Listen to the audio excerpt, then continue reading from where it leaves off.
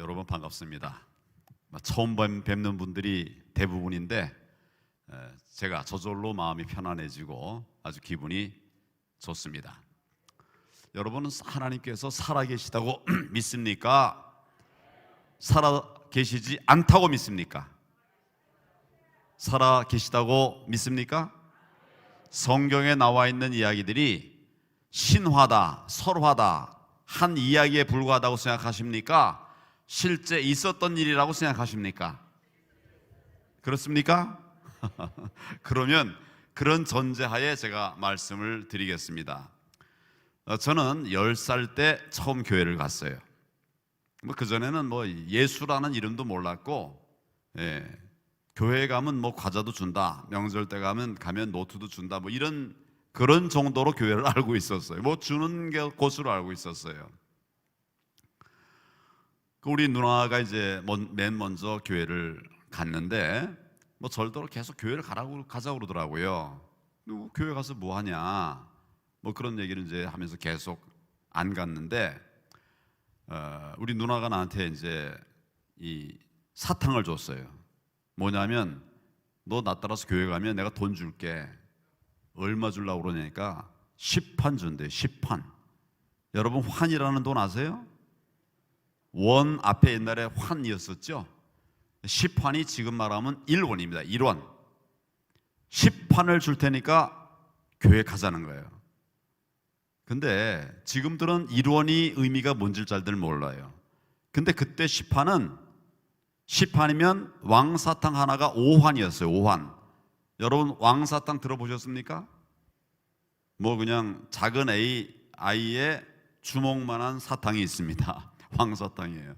맛은 별로 없어요. 그냥 설탕 덩어리 비슷한 건데, 그래도 그 왕사탕 대단한 겁니다. 이게 하나에 5환이었어요. 그러면 10환이면 몇 개입니까? 2개.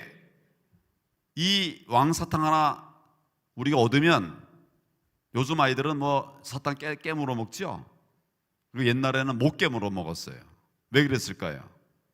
아까워서. 그게 입안에 넣어가지고 빨아먹지도 못해요. 그냥 안에서 살살 녹여서 먹는 거죠. 근데 그것도 또 시간 지나면 아까우니까 먹던 걸 또 꺼내가지고 이렇게 껌딱지 같은 데 위에 올려놔가지고 또 보관을 해요. 말려가지고 먹으면 또 더 오래 가거든. 그런 거 생각 안 나시죠? 그렇게 이제 하면 왕사탕 하나에 오전 내내 먹을 수 있어요. 2개면 오후도 그걸로 먹을 수 있어요. 먹었다 뺐다 넣었다 뺐다 이렇게 하면은. 그래가지고 이제 누나가 그렇게 얘기하니까, 그 왕사탕 2개인데 모른 척하고 가보자, 이렇게 이제 갔던 게 처음 교회 간 거예요.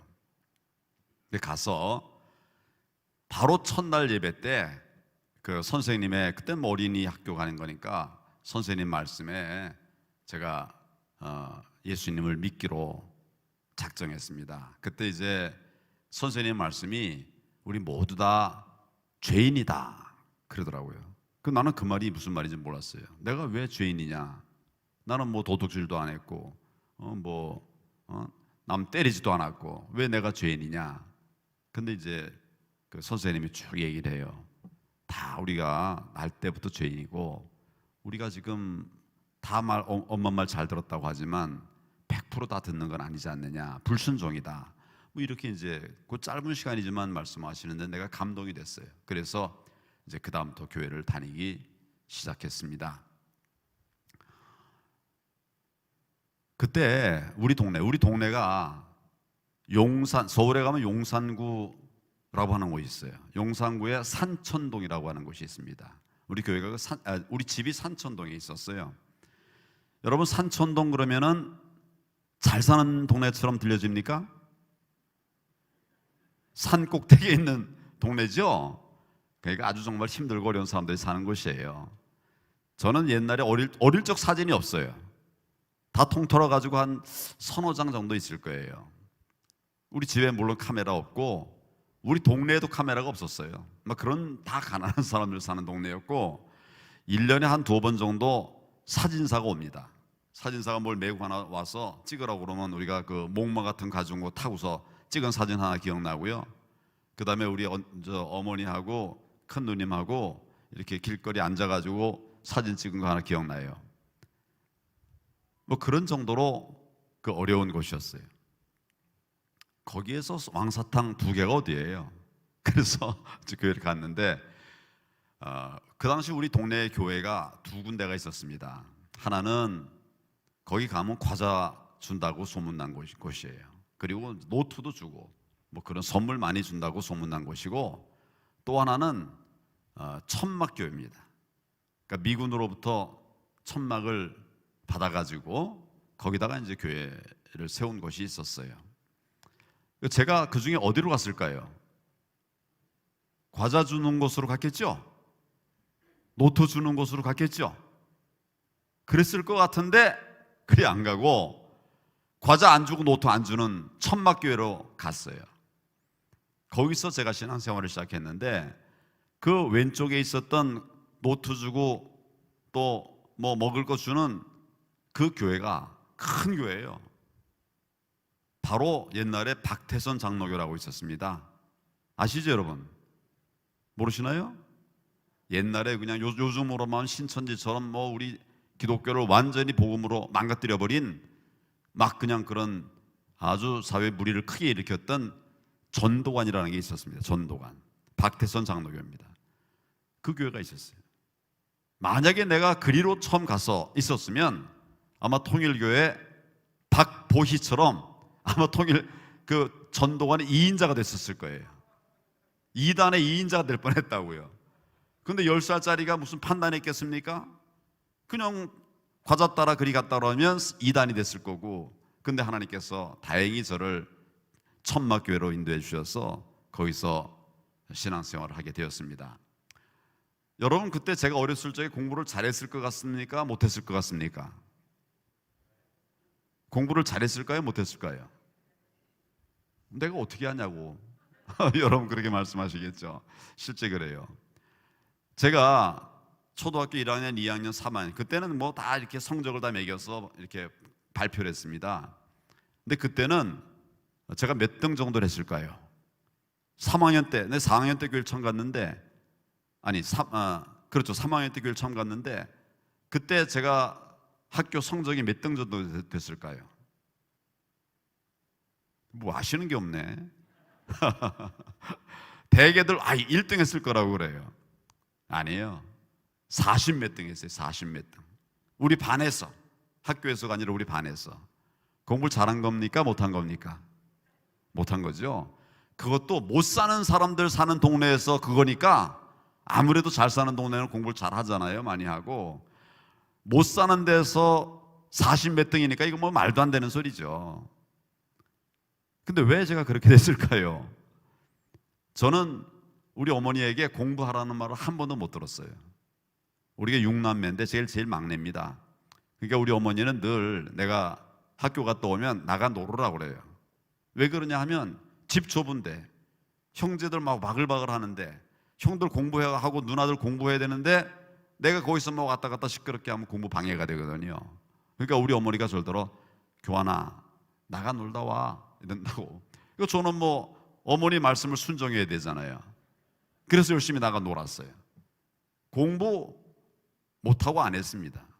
성적 떨어지지요. 그래도 나는 그게 공부 못한다는 걸 또 몰랐어요. 왜냐하면 내 뒤로도 한 40명 또 있거든. 내 앞에도 40명 있지만 내 뒤에 또 있으니까 중간 가면 됐지. 그런데 교회 가니까 우리 교회 선생님이 저한테 이렇게 얘기를 해요. 교환아, 신앙생활도 열심히 하고 공부도 열심히 해 그러더라고요. 저 깜짝 놀랐어요. 교회 가면 뭐 과자 주는 줄 알았더니 공부 열심히 하라고 그래요. 그래서 교회 선생님 말씀대로 제가 신앙생활도 열심히 했고 공부도 열심히 했습니다.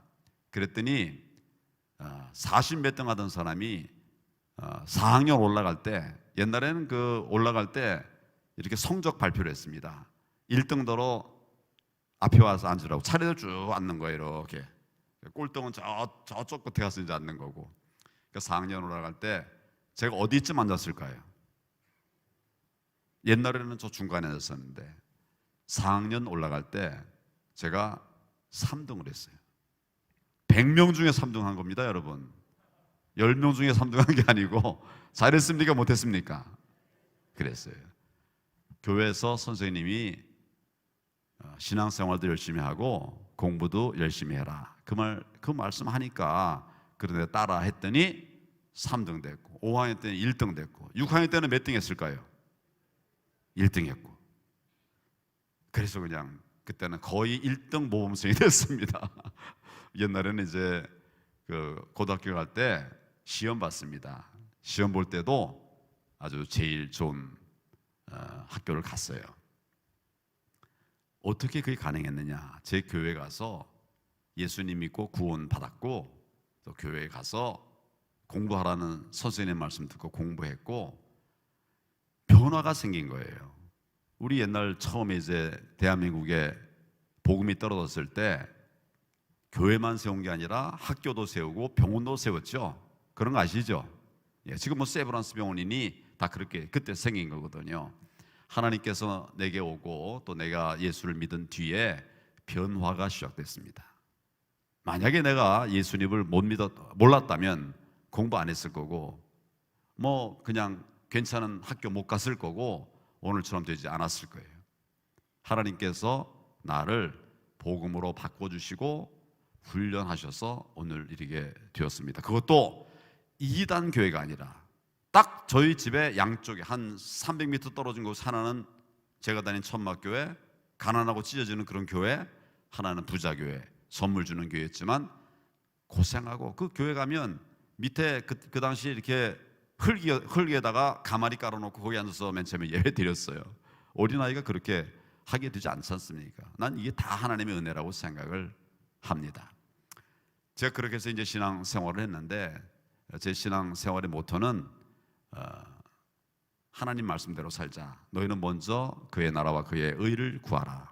그 말씀을 저는 제 신앙생활의 모토로 삼았어요. 나중에 이제 대학을 가려고 했는데 1차 처음 볼 때 떨어졌습니다. 그 뭐 다시 이제 도전해 가지고 2년 만에 이제 대학을 갔어요. 그러니까 저는 가난하고 정말 가진 것이 없는, 뭐 우리 초등학교 다닐 적에 옛날에 가정방문이라는 게 있었는데, 우리 학교 선생님이 우리 집에 왔다 가더니 애들 다 모여 있는데, 교환아, 너 어떻게 거기서 학교를 다니냐? 이게 무슨 말일까요? 그 높은데, 그 먼 데서 어떻게 걸어서 학교 다니냐 이거예요. 선생님이 그렇게 오면 뭐 선생님 자체가 한 4, 50분 걸리는데 나는 뭐 더 걸리잖아요. 그럴 정도로 가난했기 때문에 그 뒤 마찬가지예요.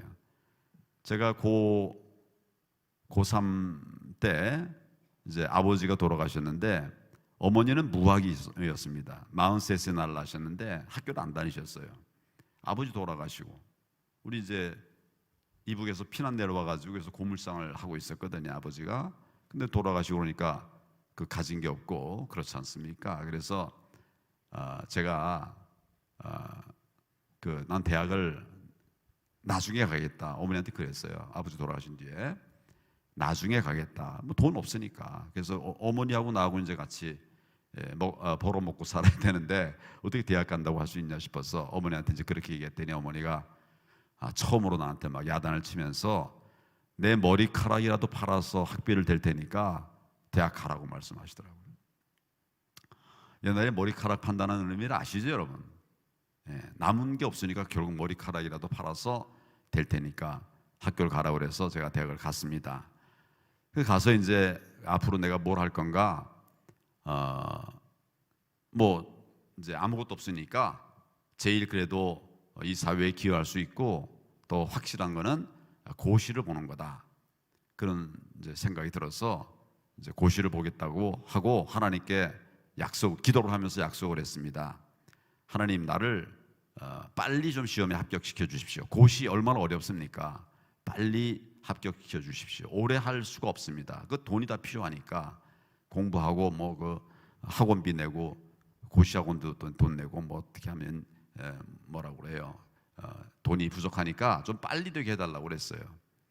만약 그렇게 하나님 해주시면 제가 신학을 공부해서 정말 어떤 상황에서도 변하지 않는 신앙 생활을 하는 젊은이가 되겠습니다. 이렇게 이제 기도를 했어요. 이런 걸 서원이라고 하죠. 서원을 한 거예요. 그러고 나서 이제 공부를 했는데 정말 굉장히 빨리 시험이 돼버렸어요. 저는 대학 다닐 때도 학기 중에는 그냥 교회에서 그냥 살다시피 했어요. 우리 교회가 뭐 작은 교회 한 30명 정도 모이는 이런 교회인데 젊은 사람이 없어가지고 제가 초등학교 1학년 때부터 주일학교 교사를 했습니다. 지금 제 체격이 그 중학교 1학년 때 체격이에요. 그러니까 우리 교회에서 집사님들이 야 교환아 네가 좀 해라는 거예요. 아니 나 깜짝 놀랐어요. 아니 중학교 1학년짜리가 어떻게 초등학생들을 가르칩니까? 근데 우리보다 네가 나니까 네가 하라고 막 그러더라고요.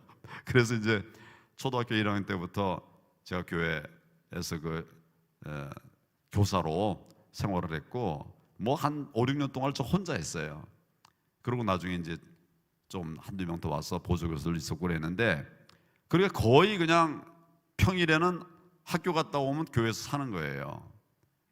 평일에는 학교 갔다 오면 교회에서 살고 그러면 이제 고시 공부해야 되는데 언제 하냐? 할 수 없이 이제 방학 때면 저 산속으로 들어가서 거기서 이제 한 달 반, 두 달 동안 공부를 한 겁니다. 그러니까 2학년 여름, 겨울, 3학년 여름, 겨울, 4학년 여름, 겨울 그 방학 때만 그러니까 한 달 반씩 두 달씩 한 거예요. 그러니까 공부가 뭐 양이 충분하지 않죠.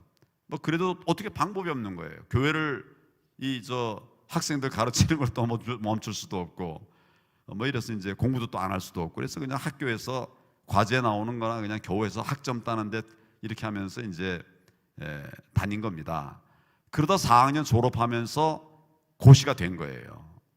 그래서 저는 이제 공부량이 아직 부족하다고 생각했는데 시험이 된 거예요. 그래서 참 얼마나 감사했겠습니까? 근데 문제가 생긴 거예요.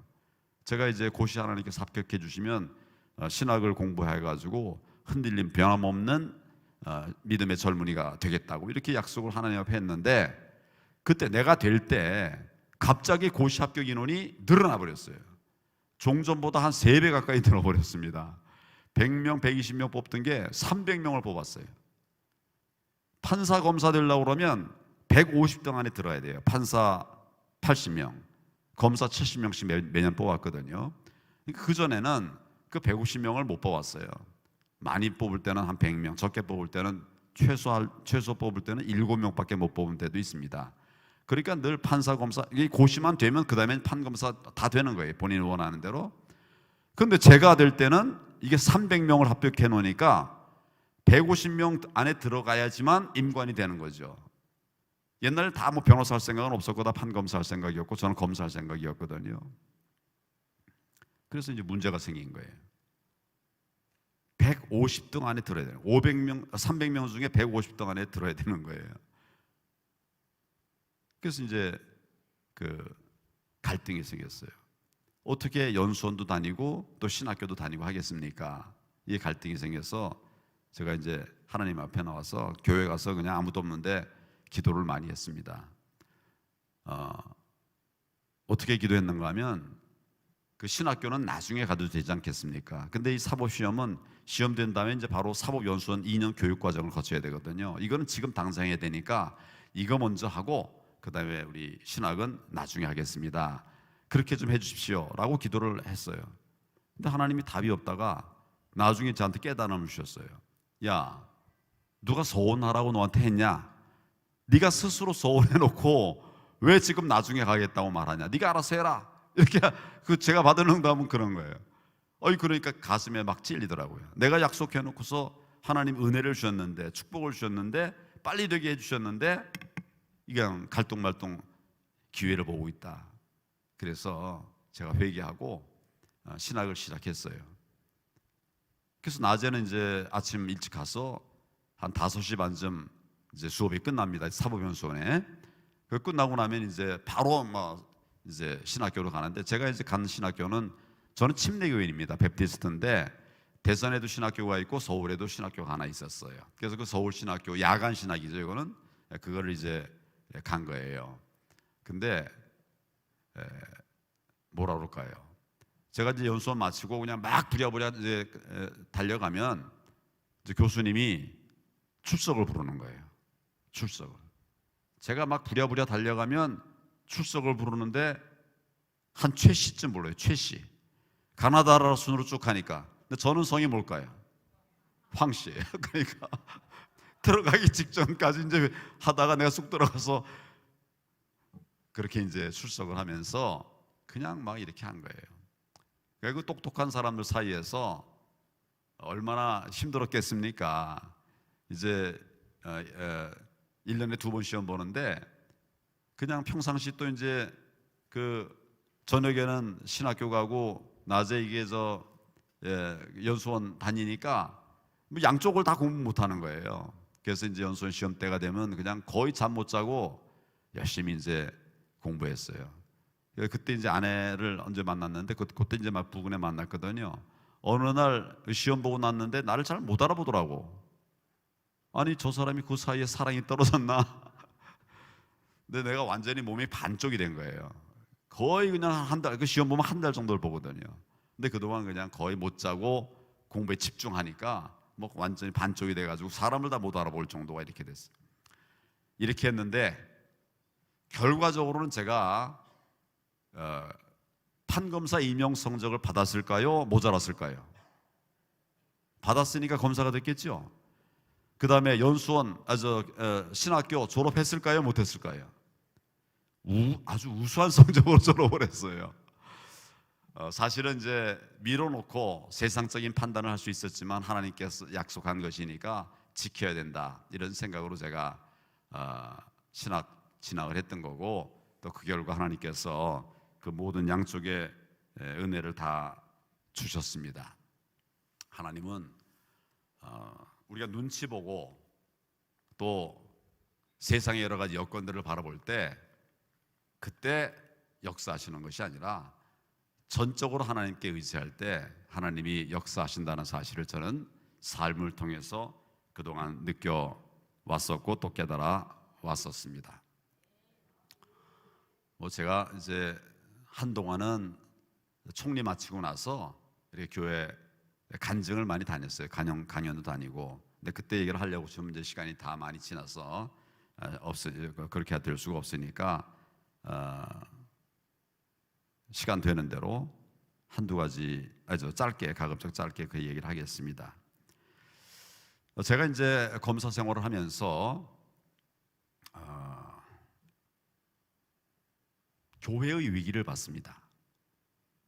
검사 생활, 법조인 삶을 살면서 교회의 위기를 봤어요. 뭐냐 하면 나쁜 의도를 가진 사람이 교회를 무너뜨리려고 하면 쉽게 교회를 무너뜨릴 수가 있었던 거예요. 법으로.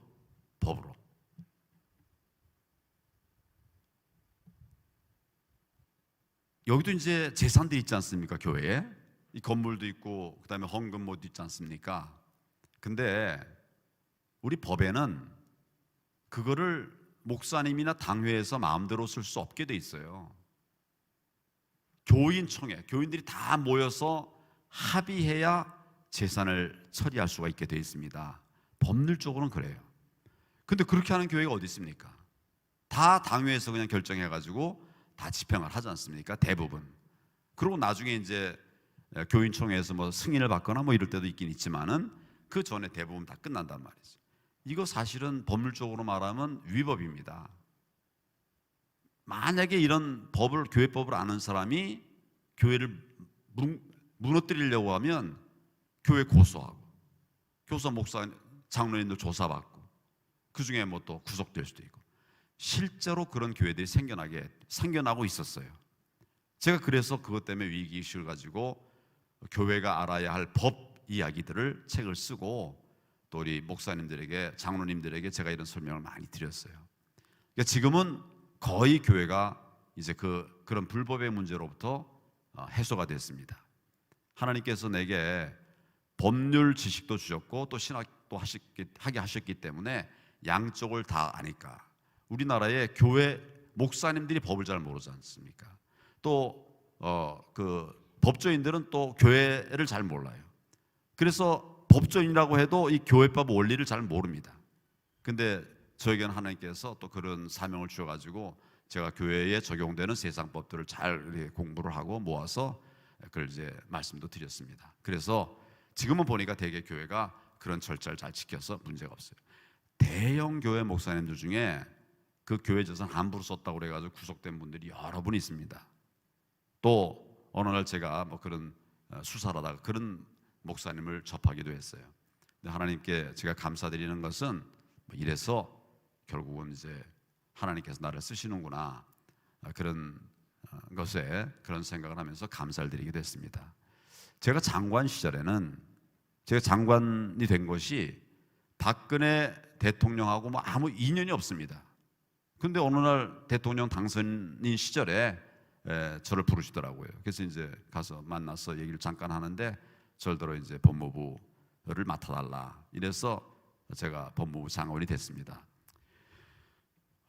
가서 이제 이렇게 과제들을 보니까 그 중에 대통령이 이제 선거 기간 중에 공약을 많이 한 것 있어요. 그걸 가지고 이제 나중에 대통령 되시니까 각 부처에다가 과제를 준 겁니다. 정책 과제들을 준 거예요. 제가 이제 장관 가서 우리 직원들로부터 보고를 받아 보니까 여러 과제가 쫙 많이 있어요. 많이 있는데 그 중에 하나가 차별금지법 통과입니다. 차별금지법 통과. 2013년도인데 제가 그걸 보고 야, 이거 하나님께서 이거 막아내라고 날 여기 보내주셨구나, 속으로 얘기한 건 아니라 내 속으로 그런 깨달음을 갖게 됐어요. 지금 차별금지법 통과됐습니까? 안 돼 있습니까? 차별금지법이라는 거 아시죠? 차별금지법이 지금 만들어졌습니까? 아직 안 만들어졌습니까? 그러니까 2013년에 우리 법무부의 핵심 과제로 돼 있었지만 그게 추진이 됐을까요? 안 됐을까요? 안 됐으니까 지금 안 만들어져 있겠죠?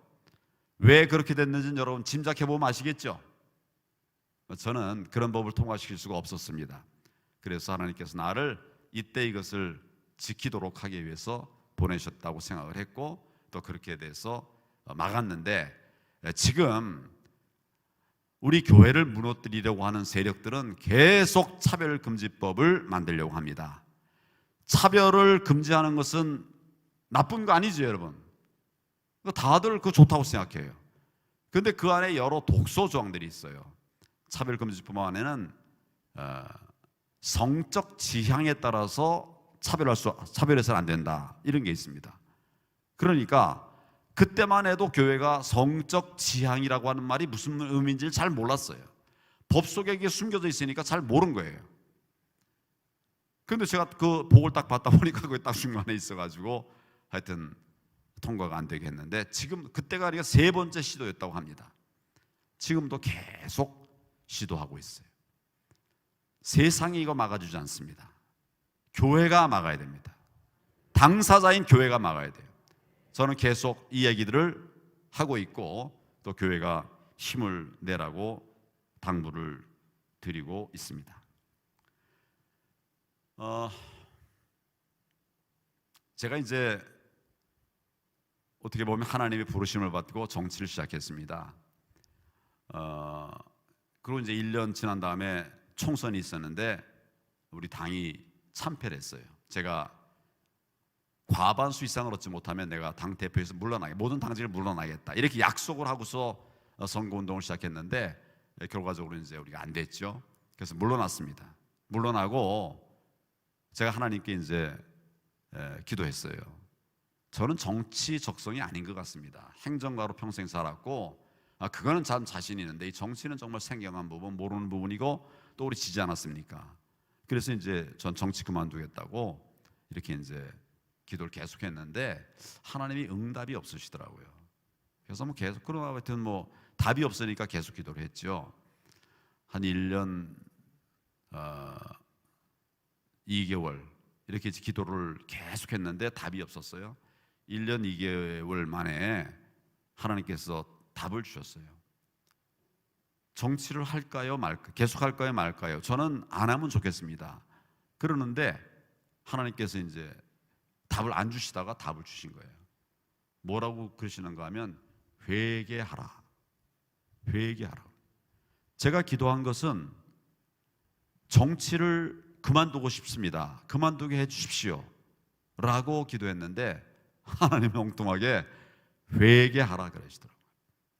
그래서 그 정말 나 평상시에 계속 기도하고 회개하고 그랬는데 무슨 또 회개를 하라고 그러시나, 그러면서도 기도를 시작했어요.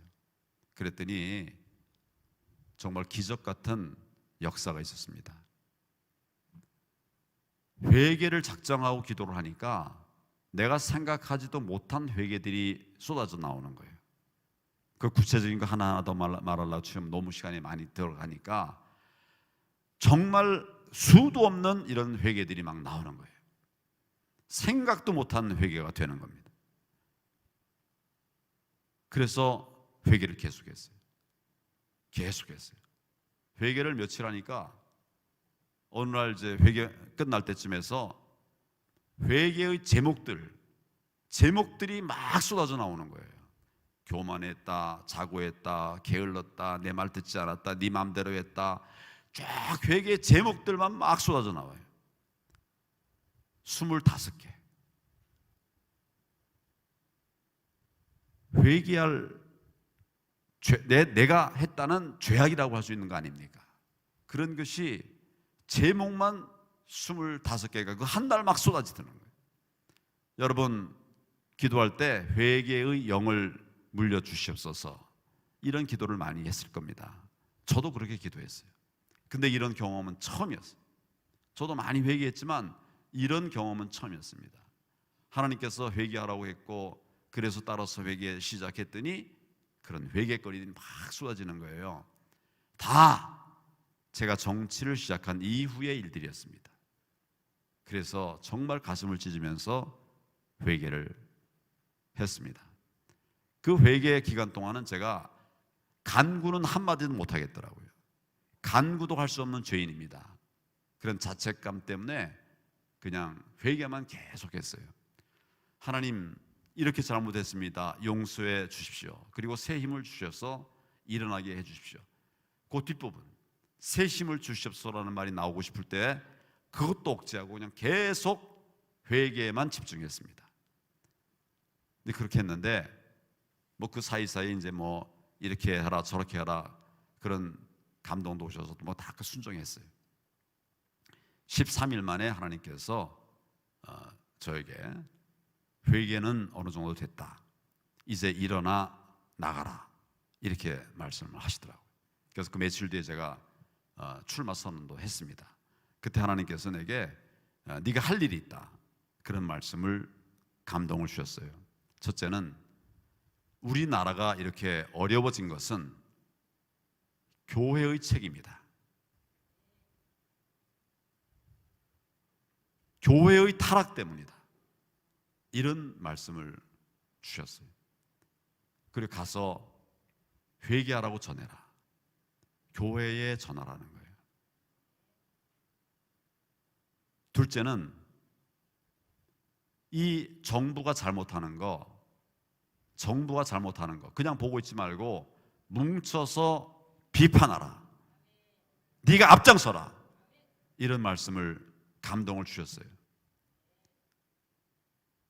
하나님께서 그런 말씀을 하셨는데 아까 제가 6월 17일 13일 만에 이제 그 기도를 하나님께서 이만하면 기도는 회개하면 됐다 말씀하셨는데 그 다음 날 인천 연수 을구에서 재검표가 있었는데 거기서 이제 부정선거의 증거들이 나온 겁니다.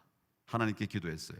아니 근데 제가 총선 이후에 계속 하나님께서 지난 그 총선은 부정선거다, 그래서 말씀하시는데 정치인들은 선거 불복이 굉장히 트라우마거든요. 안 하려고 하거든요. 저도 이제 그랬었는데 그 재검표를 뒤에 기도했더니 하나님께서 바로 그거다, 내가 얘기했던 건 네가 순종하지 않지 않았냐 기도하면서도, 그래서 가서 외치라는 거예요.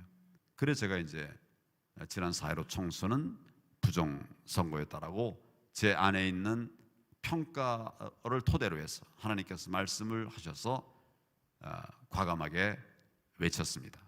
그 며칠 뒤에 정부가 이런 결정을 했어요. 코로나 사태가 악화됐으니까 대면 예배 전면 중지하라 이런 결정을 내렸어요.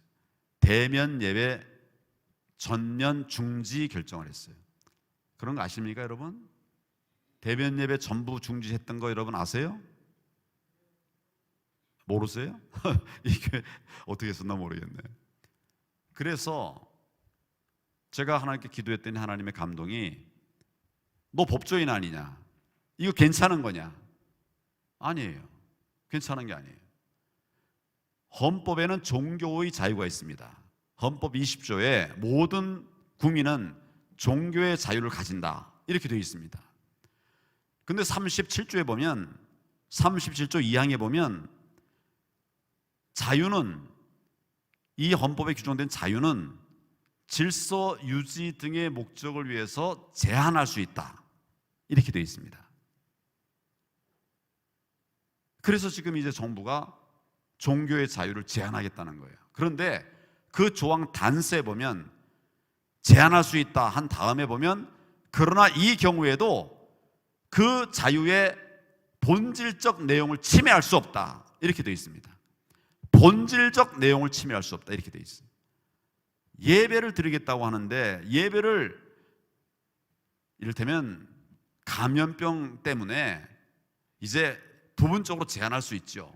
뭐 그것은 종교의 자유를 질서 유지 등의 목적을 위해서 제한하는 것에 해당하지만은 전면 금지, 예배를 금지하는 겁니다. 이거는 헌법의 위반이에요. 그래서 제가 헌법 위반이다, 전면 금지는 헌법 위반이다 이렇게 얘기를 하고 나는 대면 예배 드리러 가겠다. 그 다음부터 이제 대면 예배 다녔어요. 그러나 또 세상에 법이라는 하는 것이 있고 또 내가 뭐 법 어겨가면서 그랬다고 그러면 또 얼마나 우리 교회를 공격하겠습니까? 법 지키면서 대면 예배 내가 꼭 지켜내겠다 이랬어요. 처음 제 생각은 만약에 이런 식으로 완전 다 막아버리면 그 내 뜻같이 하는 분들 못하고 밖에 가서 밖에서 예배를 드리려고 그랬어요. 얼굴 보고 대면 예배 드리려고 그랬어요. 그런데 제가 그런 얘기를 한 뒤에 불과 몇 시간 안 지나서 법원에서 의미 있는 결정이 하나 있었습니다. 뭐냐면 어느 법원이 가처분 신청을 했어요. 다 못 드리게 하는 것은 잘못된 것이다. 19명 이하로는 드리게 해야 된다. 그런 결정이 있었어요. 우리 교회 그래서 19명 이하로 예배 드렸어요. 대면 예배 드렸습니다. 또 그 다음에도 이제 그렇게 해서 저는 계속 그 뒤에 대면 예배를 드리고 있는데 교회 목사님들 중에서는 또 제가 그 내용을 페이스북에 올려가지고 이제 국민들에게 알려드렸거든요. 뭐 그래서 그랬는지 저래서 그랬는지 그냥 대면 예배를 계속 고수한 교회도 있고 어떤 교회는 그냥 아예 그냥 그 굉장히 큰 교회인데 우리 이 교회 정도 되는 좀 더 큰 아예 많아요.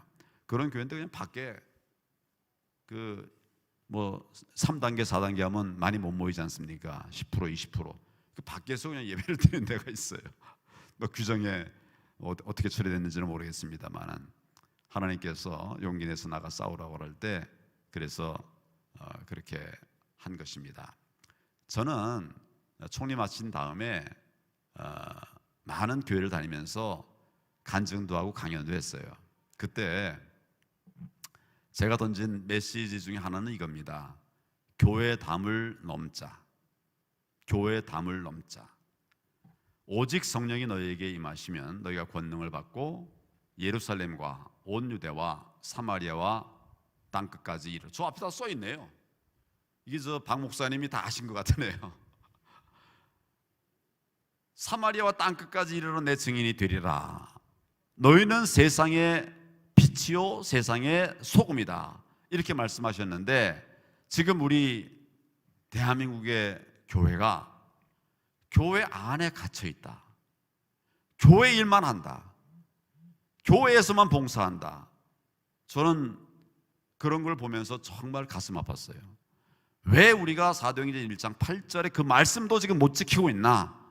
이래서 교회 갈 때마다 교회 담을 넘어서 온 유대와 사마리아와 땅끝까지 이르러서 주의 종된 삶, 주의 사명을 감당하는 삶을 삽시다.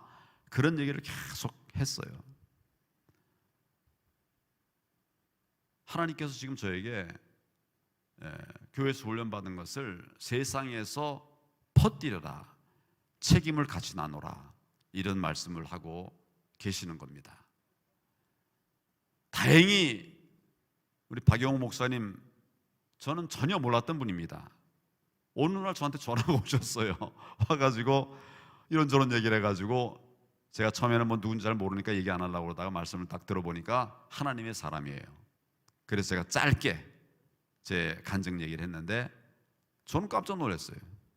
그 며칠 뒤에 보니까 그게 막 유튜브에 다니더라고요. 둘이 그냥 얘기한 건데 막 다녀요. 그래서 목사님한테 전화해가지고 이거 왜 둘이 얘기한 걸 돌립니까? 라고 항의하려고 하다가 기도해봤더니 내가 한 거다 그러더라고요. 하나님께서 하셨대요.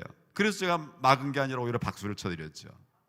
제 어떻게 보면 정치인으로서는 이제 흠이 될 수 있는 어떻게 보면 하자가 공격에 절대로 계속 저 세상에서는 종교 편향 얘기를 계속 하고 있어요. 나는 내 신앙 존중하고 신앙생활 열심히 한다. 다른 종교도 내가 존중한다. 다 뭐 신앙생활 그 나름대로 하라. 나는 내 신앙생활 하겠다. 다른 종교에 내가 피해를 줄 일이 그렇게 준 일도 없고 종교의 자유 다 허용한다. 근데 우리는 막으니까 나는 종교의 자유를 허하라고 지금 내 말하는 거다. 그렇게 얘기를 하고 있습니다. 오늘 저는 하나님께서 저에게 왜 정치를 하라고 말씀하셨는지, 제가 요즘 이렇게 방송에서라든지 뭐 우리 TV 토론회 같은 거 할 때 이야기를 하는 이유가 뭔지 뭐 궁금하실 수도 있을 것 같아요. 저는 신앙생활은 교회 안에서만 하는 것은 아니다. 예루살렘에서만 하는 것은 아니다. 세상에 빛이 돼야지 교회 안에서 빛이 돼봐야 뭐하냐. 저는 그런 깨달음을 갖고 있습니다. 세상의 소금이 돼야지 교회 안에서만 소금이 되면 어떻게 세상을 바꾸겠냐. 예수님의 첫 번째 계명을 지키지 못하는 것이다. 그런 관점에서 오늘 박 목사님이 저 지금 선거운동 해야 되는 사람입니다. 굉장히 바쁜 사람이에요. 근데 와서 좀 이야기를 전해달라고 그래서 왔고 또 오늘 여러분 만나게 되었습니다. 하나님께서는 우리나라 사랑하십니다. 애국가에 있는 대로 하나님이 보호하시는 나라입니다. 그런데 지금 나라가 어렵게 되었어요. 우리 교회가 잘못해서 그렇습니다. 교회가 타락해서 그렇습니다. 교회가 게을러서 그렇습니다. 저부터 회개하겠습니다. 저부터 더 열심히 하겠습니다. 그리고 우리 교회가 움직이면 세상 변합니다. 우리가 3.1 운동 때 복음이 들어온 지 얼마 안 된 때지만은 그때 3.1 운동 주역 33명 중에 16명이 크리스천이었습니다. 아시죠? 세상 속에 빛과 소금의 역할을 한 것입니다. 처음 재헌의회가 만들어질 때 의장이 누구였습니까, 여러분? 국회의장. 재헌의회가 처음 만들어질 때 국회의장이 누구였을까요? 이승만 장로였습니다. 그분이 의장으로서 첫 재헌의회를 주재했는데 그때 오늘 이 개원을 축하하면서 이윤영 의원이 기도로 시작합시다. 그래서 의원들이 다 일어나서 기도했습니다. 그 이윤영 의원이 목사였습니다. 아시죠, 여러분? 우리 대한민국은 복음으로 시작되고 복음으로 시작되고 복음으로 이어져 온 그런 나라입니다. 그래서 하나님께서 지키실 거예요. 그런데 회개해야 됩니다. 우리를 먼저 하나님 앞에 내어놓고 찢어야 됩니다. 그리고 우리의 책임을 다해야 됩니다. 세상이 망가져가는데 교회 안에만 갇혀서 있어서는 안 된다. 하나님께서 말씀하시고 저 앞에 있는 대로 사도행전 1장 8절의 말씀을 저와 여러분들에게 주셨다라고 저는 생각합니다.